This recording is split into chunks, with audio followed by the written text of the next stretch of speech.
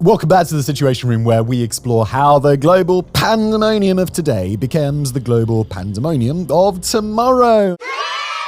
First up, we're headed to Myanmar, where a shadowy autonomous state that's one part Wagner Group, one part Hezbollah has lent its services to China amidst an ongoing war. Then, we'll head over to the African Sahel, where just weeks after Russia's Wagner Group left the nation of Mali, the regional security situation is worse than ever. From there, we'll move over to Colombia, where an attempt on a presidential candidate's life and a major terror attack suggests that the country's security situation might be unraveling rather quickly. And finally, we're going to address reports that the Islamic State is reconsolidating in Iraq and Syria, handing out weapons, activating sleeper cells, and getting ready for all-out war.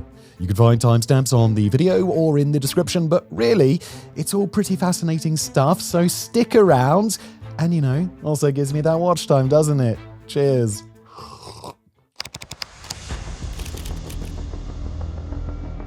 First up, let's go to Myanmar to revisit a rapidly evolving situation that we covered in the recent past. A couple of weeks ago, we presented a segment on China's involvement in Myanmar in an installation of this very show, The Situation Room. It was published on June the 9th, and we explained China's willingness to bend both sides of Myanmar's civil war to its will in order to protect its own financial and economic interests. To summarize the situation in the simplest possible terms, China couldn't care less about who wins the civil war, but China cares oh so very much that neither side destroys the infrastructure that China has worked so hard to build across Myanmar. Yet although that general premise is basically unchanged since we presented that earlier episode, new developments coming out of Myanmar have put a spotlight on China's secret weapon in the country. That would be the self-governing region of Wa State, a functionally independent government in Myanmar's east. Divided between two mountainous, secluded patches of territory, Wa State is home to about 750,000 people, living as part of a one-party communist regime with its own civil authorities, its own military, even its own language. For all practical purposes, Wa State is disinterested in questions of sovereignty or recognition on the world stage. It openly accepts Myanmar's claim of sovereignty over its territory, while its self-administered status is recognized in Myanmar's constitution.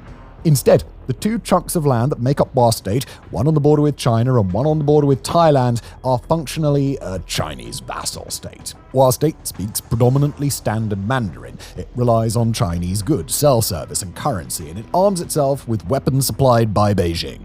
It also is host to bountiful natural resources, especially tin and rubber, which China extracts largely for its own benefit in a comfortable and mutually agreeable arrangement with the Wa State government. Right now, China's in a bit of a tricky but potentially lucrative position both in Myanmar and on the global stage. In Myanmar, it's managed to get the nation's ruling regime and its many rebel groups to respect Beijing's authority and its interests, but it's limited in its ability to expand its interests without sending its people or assets into the crossfire in other areas. In broader geopolitics, China is working to establish dominance over the United States and the global West when it comes to mineral resources, especially rare earth metals that it can use as a bargaining chip during trade wars, negotiations, and long-term power struggles with the United States. And according to exclusive reporting by Reuters, Wa State appears to be China's answer to both of these problems. Normally reclusive and reticent to leave their own territory, Wa State's armed forces have recently taken up positions around rare earth mines in Myanmar's east. Those mines harvest a range of critical minerals that are vital for producing wind turbines, electric vehicles, and more, and the rare earth metals that China sources from Myanmar are of paramount importance. According to Chinese customs data, almost half of the rare earth metals and oxides that China has imported thus far in 2025 have come from Myanmar, making them a very important part of China's rare earth monopoly. Lose control over those mines, and China would risk other nations establishing rare earth supply chains that start in Myanmar, sneaking those resources out right under Beijing's nose. In the last several months, China has been particularly concerned about control of these mines after fighters loyal to the Kachin Independence Army, one of Myanmar's many ethnic rebel groups, seized a band of mines that are the source of nearly half the heavy rare earth metal production on the planet. At the time that the Kachin took over those mines, Chinese imports of rare earth compounds from Myanmar fell nearly 90%. According to sources on the ground speaking about the Kachin mine captures when they took place in late 2024, the group had intended to coerce China into cooperating with the broader rebel movements. After all, if the Kachin could throttle China's access to rare earths, especially by leveraging massive caches of captured weaponry to defend it, then China might decide that it is easier to simply make a deal with the rebels than to try and win the mines back by force. The Kachin even put direct pressure on China by hosting officials from Indian rare earth mining firms to explore the possibility of setting up a new relationship. But the Kachin would ultimately fail to lay down the law against China in the way that they'd probably hoped. Rather than giving in to Kachin's terms or intervening directly in the conflict, China turned its attention elsewhere in northern Myanmar to other rare earth deposits that hadn't yet been mined.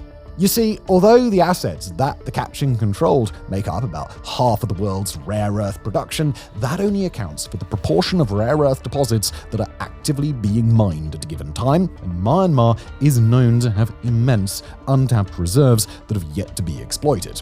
Or at least they hadn't been exploited until now. Now, China has rapidly opened up new mining operations, tapped into new deposits, and surged Chinese nationals into the area, harvesting minerals around the clock to make up the deficit. Those miners load their extracted minerals onto trucks. The trucks travel about 200 kilometers to the Chinese border, and there they are processed. But rather than put its own troops on the ground, China has chosen to leverage the military assets and the loyalty of War State, with the United War State Army now providing direct security over China's new operations. That's a very convenient situation for China, a nation that prefers not to station its own troops abroad unless absolutely necessary, and that has only recently started deploying mercenary outfits similar to the Russian Wagner group. In this case, War State is a far cleaner option for China, taking advantage of manpower and military hardware that's already available in Myanmar, leaning on the group's significant fighting forces, and letting War State soldiers do the secretive, dirty work involved with protecting Chinese interests. Faced with a situation where China simply ignores the problem they've created and moves to set up operations that it can directly control, the Kachin have not shown an interest in trying to re-establish control directly. War State is a fair match for the Kachin on the battlefield, if not a good deal more dangerous than the Kachin are, and the Kachin have their own problems to deal with in the fight against Myanmar's military regime. Not only that, but the idea of cutting off China's supply lines is a far less dangerous prospect than attacking Chinese interests directly, something that the Kachin almost certainly know is a horrible idea. With not just extraction operations, but Chinese nationals on the ground in Myanmar, an assault on the new mines by the Kachin could prompt China to take decisive, unilateral action, and that is a battle that is only going to resolve one way. Now, with China getting its fix without Kachin involvement, the rebels are locked into a financial game with China, where Beijing can control market prices, throttle the Kachin's ability to export, keep foreign investors out, and otherwise diminish the potency of the Kachin's new economic weapon until it is ground down to zero. And then there's the implications for War State itself. The War's growing involvement in securing mines outside their own territory come at a time when the group has shown an increasing willingness to venture out of their enclaves. Recently, War State has started massing its troops near sensitive areas, including the city of Lashio, at times when China is forced a handover of that territory from Myanmar's rebels to its military regime. The handover of important strategic targets is a subject that we've explored in depth in the prior episode, but the fact that War State is now showing up in places like Lashio to pressure the rebels represents a significant change in the way that War State operates. The autonomous government is militarily powerful when compared to other non-state factions in Myanmar, equipped with relatively high-end weapons in a place where many rebel groups fought largely with single-shot hunting rifles until very recently. War State is rumored to have surface-to-air and surface-to-surface missiles. It's known to have armored fighting vehicles and howitzer artillery, and it's rumored to even have possessed military attack helicopters at one time, although they don't appear to be flying any helicopters at the moment. The War boast a fighting strength of some 30,000 active-duty troops, often forcibly conscripted from their families to fight for the local regime, and their numbers, plus their equipment, make them more than a match for any of Myanmar's rebel groups. Historically, they've been happy to avoid trouble with Myanmar's other rebel factions, but if China is directing them to more actively take part in guarding Beijing's interests, then that dynamic could change quickly. With the WAR now acting as security guarantors for China outside the confines of WAR state itself, they've opened up a whole range of possibilities for China to guard its assets amidst the chaos of the civil war. From a massive pipeline that would allow China to receive oil despite a hypothetical wartime blockade, to lucrative gold mines, to major Chinese business interests in Yangon and Mandalay, there is a lot of Chinese capital tied up in Myanmar with both economic and strategic implications. If WAR can prove capable of locking down China's new rare earth mining operations, then China may start to ask what else the WAR can accomplish. Perhaps they could send a few hundred troops here to watch over a stretch of pipeline while a battle rages nearby, or maybe there to secure majority Chinese neighborhoods when the rebels push into important cities. And if Myanmar's military and its rebels prove as unwilling to attack the WAR directly as the Kachin have, then the WAR could turn into an even more important security force, the living, breathing embodiment of Chinese interests in a conflict where the risks posed to Chinese interests can determine who lives or who dies. And if China can establish a secure mining belt under the WAR state army's protection, then it could potentially surge even more workers to establish even more mines, setting up direct Chinese-owned extraction operations that aren't nearly so vulnerable to the rise and fall of a civil war. As for what that means for Myanmar's larger conflict, it's kind of hard to say. Perhaps a China that's confident that it can protect its own interests and rely on a mutual understanding with all sides is less interested in preventing new rebel offensives in order to keep things stable. Or perhaps China realizes that it can safely impose more direct control over much of Myanmar and decides to see just how firm its grip on the country could get. Either way, China's decision to rapidly step up mining operations in Myanmar and to leverage WAR state to do it would suggest that more change is coming, in a conflict that's transforming from a struggle for self-determination into a resource war.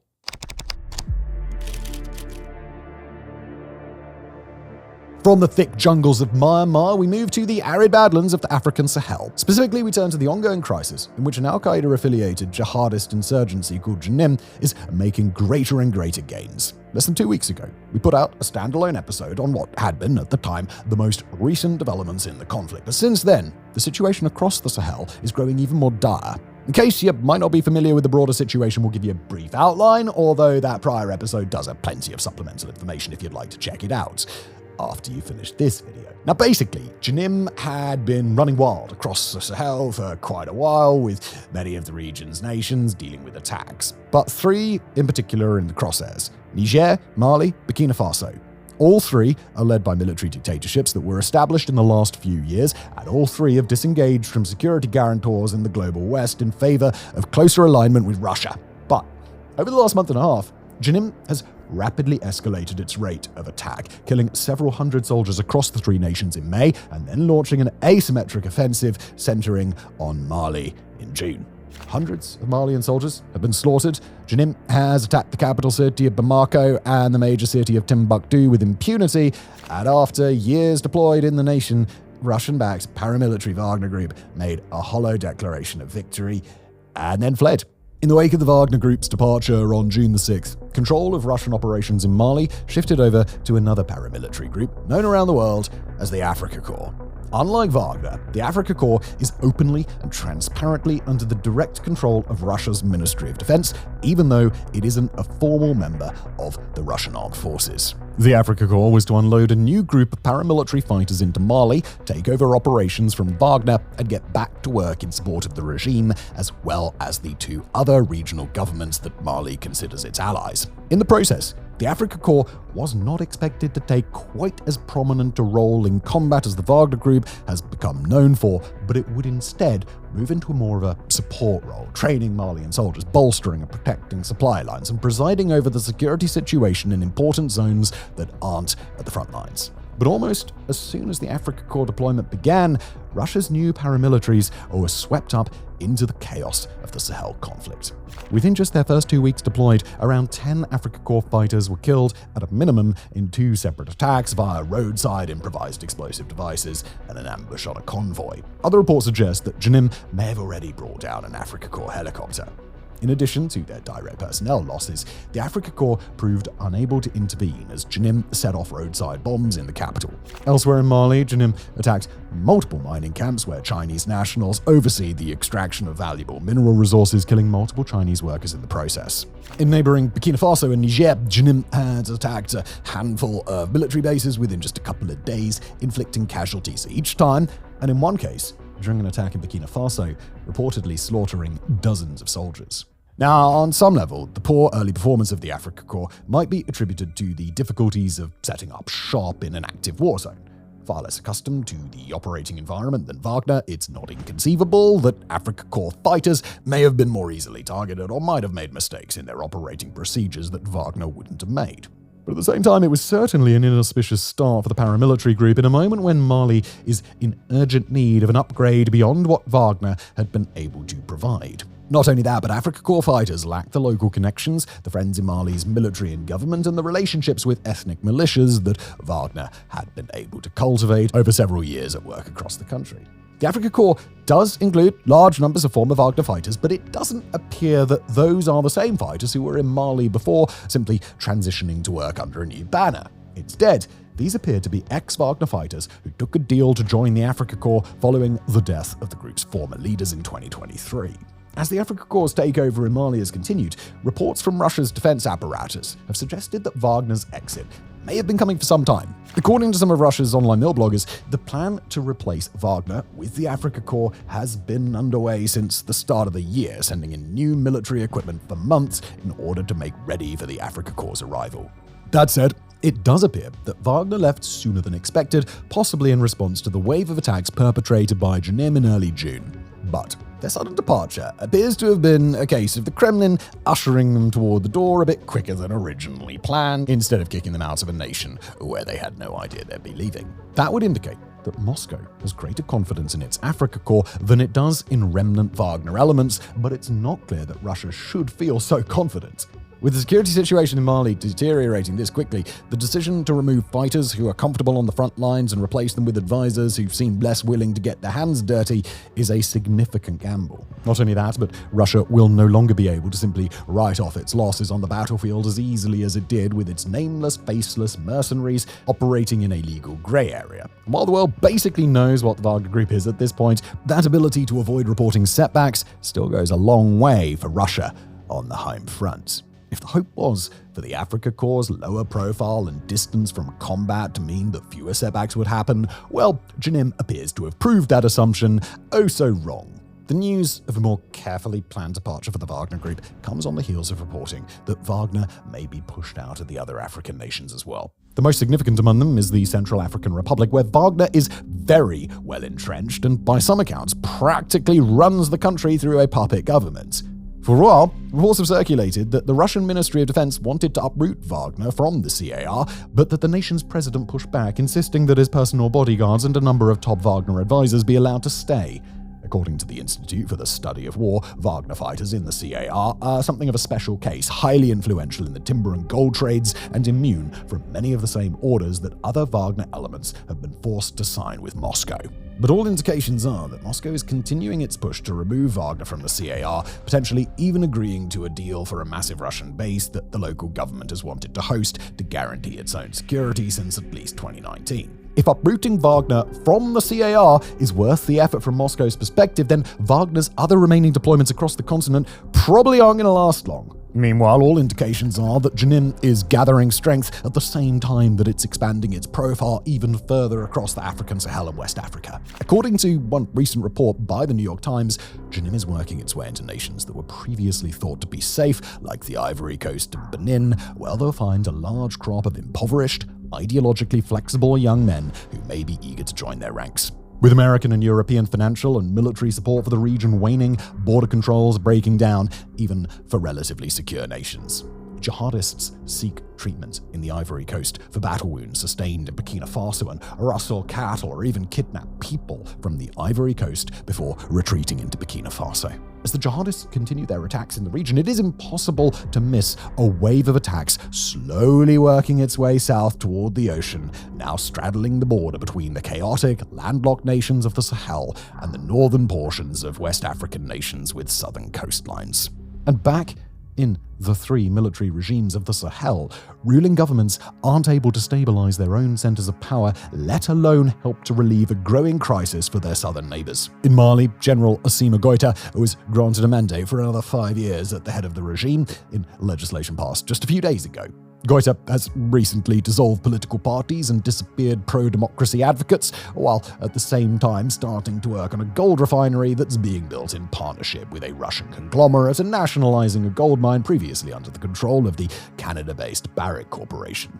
While those decisions have been presented by Goïta and his regime as a necessary step to strengthen Mali's government and gain control over its own mineral resources, the underlying reality is very clear: that the Malian regime is far more interested in self-enrichment and gathering power than it is in addressing the jihadist crisis that's harming Mali's people. Recently, the government in Mali has been forced to formally recognize local agreements between some of its own rural communities and the Jenim insurgency, with those communities pledging not to cause trouble for the jihadists and the jihadists in return deciding not to massacre them.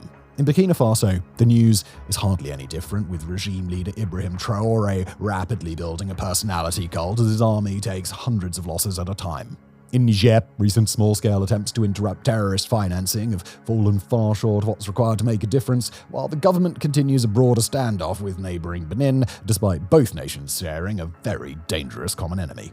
A recent move by crisis-plagued Nigeria to re-engage diplomatically with the three military-led governments might seem on its face as if it's an opportunity for regional collaboration, but neither Nigeria's government nor its security forces appear ready to engage in any meaningful intervention.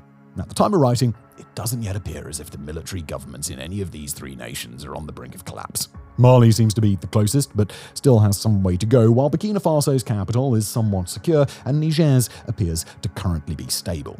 But between Jenim's relentless pace of attacks, its growing ability to operate all across the wider region, and the rather underwhelming potential of the Africa Corps to make a difference, secure capitals do not equate to winnable conflicts. Instead, each of the Sahel's regimes is consolidating its political authority and then turning its attention to Russian-sponsored resource extraction operations at a moment when Jenim has a clear advantage in the open countryside. These three nations aren't on the precipice of turning completely into a caliphate, at least not yet, but they are in danger of being blinded by greed and complacency while Jenim and its allies take over most of the landscape. Under these circumstances, with time and secure lands to prepare and a massive influx of fighters from down south, Jenim could create the conditions to attack major cities and even capitals. If these Sahel nations continue to miss their opportunity to step up, they may only realize how badly their situation has devolved when it's already too late to turn things around.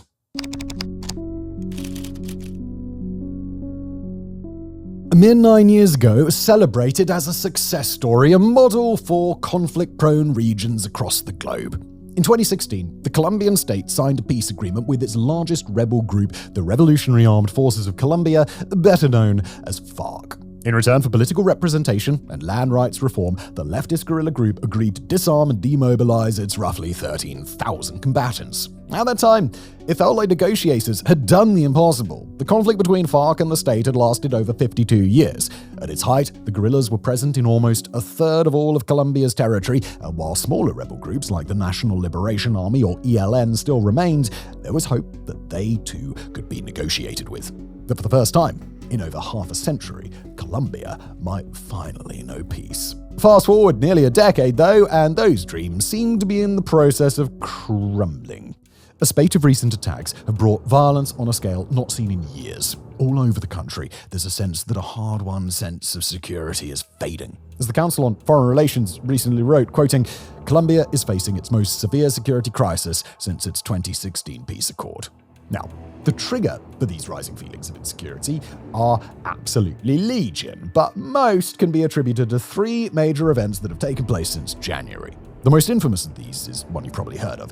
On June the 7th, Conservative Senator Miguel Uribe was campaigning in Bogota as part of the early run-up to next May's elections. The likely nominee of the Democratic Center Party, Uribe was shot in the head by a teenage gunman. At the time of writing, he remains in, quote, extremely critical condition. For outside observers, The assassination attempt had eerie echoes of Ecuador's 2023 presidential election when anti-corruption candidate Fernando Villavicencio was murdered at an event in the capital of Quito, a killing that heralded the growing power of Ecuador's cartels. But for Colombians, the shooting of Uribe likely brought back memories closer to home. Between 1986 and 1990, 5 presidential candidates were assassinated. As The Economist noted, the June 7th shooting, quote, is the most serious act of political violence in Colombia for 30 years. If the assassination attempt recalled the darkest days of the Civil War when drug cartels, leftist guerrillas, and far-right paramilitaries all fought one another in the state, then what happened next replicated the sheer chaos of those times. 3 days later, on June the 10th, a string of 19 coordinated gun and bomb attacks shook the southwestern city of Cali and its surrounding areas. At least 8 people were killed and 75 injured during 5 hours of terror. While some have attempted to draw a link between the two incidents, the fact is that the motive behind Uribe's shooting remains a mystery. The Cali attacks, on the other hand, have already been blamed on FARC dissidents who refused the 2016 peace deal and now operate under the name Central General Staff, or EMC. But while the more recent attacks have left a bigger mark in the public imagination, perhaps the worst display of violence so far came at the very beginning of 2025. In January, the far-left ELN launched an offensive against rival FARC dissidents along Colombia's northern border with Venezuela. So intense was the fighting that some 20,000 civilians were forced to flee their homes. At the height of the ELN's operation, in February, the city of Cucuta was forced to impose a 48-hour curfew on its population of 1 million people as ELN fighters attacked local police stations with assault weapons. As The Guardian described the carnage, quoting here, a conflict between rival armed groups spread to a regional capital in scenes residents said they had not witnessed since the cartel unrest of the 1990s. Now look, we could go on, highlighting the January outbreak of violence between armed groups in the Amazon that killed 20 people, or how ELN placed thousands of civilians in the Chuca region under a forced lockdown for 3 days. The wider point, though, is that while Colombia is no stranger to incidents like this, the sheer volume that have unfolded across 2025 so far is remarkable. And while we're not yet at the point where Colombia has returned to anything near the levels of instability seen in the 1990s, there is a feeling that the country may be sliding back toward a cycle of violence it had seemed to escape. The figures seem to bear this out. Since 2021, kidnappings have risen by 72%. The number of armed factions has jumped since 2022 from 141 to 184, while the Council on Foreign Relations records that the recruitment of children by armed groups has spiked 1,000% since 2021.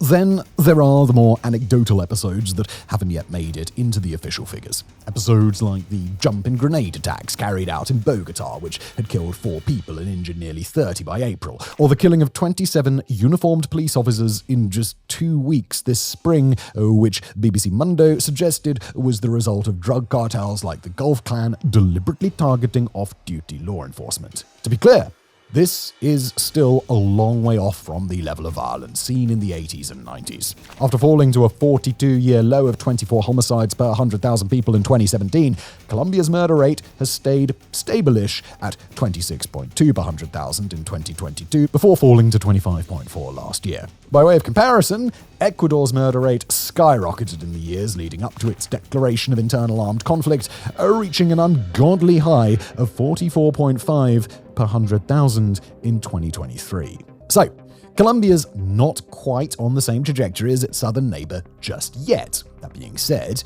there are multiple signs that things are heading in the wrong direction. And that all brings us to the really obvious question of why? Why, 1 decade on from a peace process that won then-President Juan Manuel Santos the Nobel Peace Prize, have the promises of 2016 not materialized? Well, it won't surprise you to learn that people have a lot of theories about this. For some, the issue is that the 2016 agreement was far too lenient on FARC. For others, the problem lies in Santos' successor, Ivan Duque, who failed to implement parts of the accord related to rural development. But the truth might be that it's all of the above, plus a whole bunch of other factors, chief among which may be the law of unintended consequences. Although they were officially a Marxist-Leninist guerrilla movement, FARC, by their final decades, had metamorphosed into the biggest and baddest cartel in the region: illegal mining, growing coca leaf, drug smuggling. If it was lucrative, they would corner the market. And not just in Colombia, but in parts of neighboring Ecuador as well. So long as FARC was running the show, there was no point in other outfits trying to move in on their turf. But when the majority of their fighters voluntarily disbanded following the 2016 agreement, it left a power vacuum in many of these rural regions, a vacuum that other groups, of course, rushed to fill. Now, we've already seen the impact this had on Ecuador. There, the end of FARC's dominance opened the cocaine market to Mexican cartels and Balkan mafias who partnered with local groups and gave them so much money and firepower that they became impossible for Quito to control. In Colombia, though, the dynamics were different. Even as FARC disbanded, there were already other armed groups ready and waiting to seize their territory. ELN, FARC dissidents who'd refused peace, the former paramilitary outfit turned drug cartel known as the Gulf Clan. To stop turf wars breaking out over these territories, the Colombian state would have had to have moved in real fast. Instead, after a promising start in 2017, Bogotá seems to have just given up. As to why it's taken so long for violence to spike, well, let's just say there have been other factors in the years since. The massive economic upheaval and destabilization caused by the pandemic, for example, as well as a host of local issues regarding individual regions, plus the international angle that comes with the growing closeness between the left-wing regime in neighboring Venezuela and the ELN. But this rising violence is also due to choices made. Choices like those taken by current president Gustavo Petro. Elected as Colombia's first ever left-wing leader in 2022, Petro's pitch to voters was that it implement something known as total peace. The idea was to open talks with all of the nation's remaining major armed factions, including some of the drug gangs, and finally end the continuous state of low-intensity conflict that has gripped Colombia since 1964. Now, we can debate all day about whether this was a noble idea or a naive one. What's not up for debate, though, is that its implementation seemed to boil down to Step 1, stop bad things happening, Step 2, big fat question mark, Step 3, peace. The government's approach to the armed groups was catastrophic. In January 2023, Petro declared a unilateral 6-month ceasefire with multiple groups from the FARC offshoot EMC to ELN. Being, armed groups, their reaction was basically to go, "Wey, let's go grab some more territory, shall we?" Surprising, isn't it? Now, at the same time, Petro all but ended a long-running campaign to eradicate coca plantations. Now, in theory, this kind of made sense. Most coca leaf in Colombia is grown by poor farmers who lack any alternative crops and thus supply the cartels purely to earn enough to stay alive. A big part of the 2016 peace deal was supposed to be a plan to help these farmers find alternative crops and markets. But just like his predecessor, Duque, Petro failed to support alternatives to coca planting. The difference was that Duque kept up eradication efforts. Petro's ending of these efforts instead led to record-high cocaine production. Here's how the Council on Foreign Relations describes what happened next, quoting, "The Colombian cocaine glut flooded neighboring countries like Ecuador and Brazil, helping transform their street and prison gangs into full-blown drug cartels, and continued to increase drug overdose deaths in the United States and Europe." End quote. Nor were the effects any smaller in Colombia. Just last week, the English-language daily The City paper reported on a new poll on Petro's agenda. A full 72% said the policy of total peace was off course, with a plurality citing public order and violence as their biggest concern. Should the second half of 2025 bring yet more attacks, those numbers will doubtless get worse. Yet for all Colombia's recent security problems may have been exacerbated by President Petro, the truth is that these issues have been building for years. While the 2016 agreement may have seemed like a landmark at the time, nearly a decade later, we can see that many issues around it, from securing FARC territories to dealing with coca farmers, were mismanaged. A problem made worse by a lack of buy-in from wider society. And while Colombia today is still far safer than it was in the 1990s, it's starting to feel like it might be slowly slipping backwards. We can only hope that this trend is going to be reversed before it's just too late. Finally, we turn our attention to the Middle East, where a wide range of regional military, diplomatic, and political leaders are all starting to sound the same alarm all at once. ISIS is coming back. It's the news that quite literally nobody wanted to hear, but if this rising consensus across the region is to be believed, then it's the news that we're apparently stuck with. One of the most powerful jihadist insurgencies that the modern world has seen, a powerful landholding caliphate just a decade ago, is getting ready for a comeback that would put 1980s Tina Turner to shame. The signs of an ISIS comeback are popping up all over the Middle East as operatives start to reactivate hibernating sleeper cells and illicit weapons start to move across Iraq and Syria in greater numbers. ISIS propaganda is ticking up online. The group appears to have shifted into a recruiting phase, and already ISIS operatives have planned quite a few attacks across the region. It's a trend that conflicts with data on regional attacks that the group has actually carried out, with those rates of attack actually remaining quite low thus far in 2025. But as more and more regional security experts pointing out, there is a massive difference between an ISIS that's not carrying out attacks often because it's diminished, and an ISIS that's waiting to attack because it's planning something much larger. And by the way, before we continue, just a key point on nomenclature here. For this segment, we're referring to ISIS, which specifically means the Islamic State in Iraq and Syria. We're talking about other Islamic State branches in places like Somalia or the Sahel or Afghanistan. Those are the Islamic State, but they are not ISIS. We've seen some confusion about that in past episodes, so hopefully that clarifies it. Let's move on. Now, the key change in circumstances that the Islamic State is looking to exploit is the chaos and uncertainty of Syria after the fall of the Assad regime last December. As we've covered on this channel before, Syria has been through myriad ups and downs since Assad was ousted by a coalition of rebel forces, with sanctions lifted and significant progress made, but massacres of Syrian Alawites, an occupation of southern territory by Israel, and ongoing struggles in reintegrating autonomous Kurdish Riyadh, all contributing to continued instability. The idea that ISIS would want to take advantage of the chaos, certainly not a new conclusion that we're just coming to now. Instead, it's been one of the greatest fears of regional experts ever since Assad abdicated his rule. The jihadist group knows full well that thousands of former fighters are imprisoned across Syria, just waiting for an organized jailbreak, and that Syria's new security forces have had trouble organizing and extending their authority across the nation. Certainly, regional security forces have proved somewhat effective against the Islamic State over the last several months. In Syria, the Islamic State pulled off fewer than 40 attacks from January to May, while Syrian forces have disrupted several other plots and worked to build up their intelligence-gathering capabilities to monitor the group.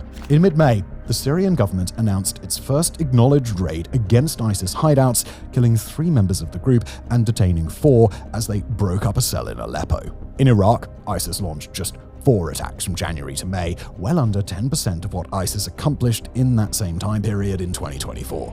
Iraqi forces have disrupted Islamic State operations on multiple occasions and has engaged proactively in initiatives to stay ahead of the group, dismantle cells, and attack hideouts before terror attacks can be carried out. Between the two countries, security officials say they foiled at least a dozen ISIS plots since the start of 2025. But while a surface-level examination of Iraq and Syria would make it seem as if ISIS is on the retreat, that only tells half the story. For one thing, there are real logistical reasons for ISIS to have organically slowed down its pace of attacks despite the opportunities presented by regime change. In this part of the world, the Islamic State responded after being pushed out of its short-lived caliphate by changing its approach and pivoting into an asymmetric fight in the poorly patrolled Syrian deserts. In those areas, ISIS fighters have spent years hijacking shipments of oil, extorting and brutalizing local communities, smuggling weapons and finances, and coordinating with the larger Islamic State network across the globe. As a result, ISIS fighters weren't well positioned to take collective action when Assad fell in a lightning assault. After all, the tactics and organization needed to run an asymmetric jihadist version of an organized crime ring are very different than the tactics and organization needed to secure the lands for a new caliphate. And at the same time, the low rates of ISIS attacks in 2025 compared to 2024 tell an underlying story. Even though ISIS has been attacking at far lower rates than it used to, its pace of attacks is slowly creeping upward. Not necessarily with high casualty rates, but the smaller scale, more frequent terror operations that would allow the group to consolidate its resources, eliminate potential enemies down the line, and gather money and weapons in advance of something bigger. According to Western intelligence sources, foreign fighters have started to sneak back into Syria, while ISIS is known to have attempted at least 2 jailbreaks thus far to secure the release of nearly 10,000 former fighters and their families in massive detention centers monitored by Kurdish-led paramilitary forces. It's difficult to say just how many ISIS fighters are currently located in Syria and Iraq, with estimates ranging anywhere from 1,000 fighters roaming free to over 3,000, but the fighters it does have appeared to be migrating. More and more, they've moved out of the open desert and into Syria's major cities. At the same time as they seem to be distributing weapons, they managed to capture from Assad-era supply depots before the new regime was able to secure them. Syrian security officials have indicated that ISIS is worming its way into the new Ministry of Defense, while at the same time trying to recruit disillusioned former soldiers who had fought for Assad. Across Syria, more and more opportunities are popping up for ISIS to take advantage. Perhaps the most important, and the one with the greatest potential for devastation, is the new Syrian government's efforts to take over the Kurdish-run ISIS detention facilities in the country's east, while at the same time starting to transfer some of the prisoners to different areas and even send foreign detainees back to their home nations. That means opportunities to attack vans or buses with prisoners being transported inside, opportunities to bring back foreign fighters after they've left the country and can re-enter more freely, and opportunities to attack the detention camps themselves in a moment of transition.